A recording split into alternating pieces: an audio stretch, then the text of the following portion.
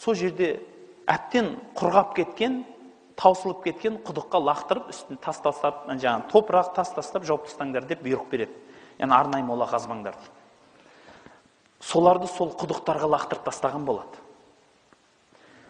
Сол 3 күннен кейін пайғамбарымыз саллаллаху алейхи вассалам сол құдыққа келеді, Абу Жахалдың жатқан құдығына.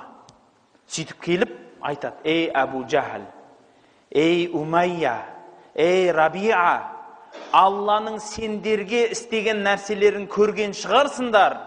Кімнің дұрыс емес екендігіне көздерің жеткен шығарсыңдар", деп пайғамбарымыз айтады. Сөз айтады. Сонда Омар пайғамбарға қарап: "Я Расулалла, бұларда есте ма?" дейді. Сонда пайғамбарымыз: "Ей Омар, бұл сенен де жақсырақ естет, бірақ бұл жауап айта алмайды тек қана" деген.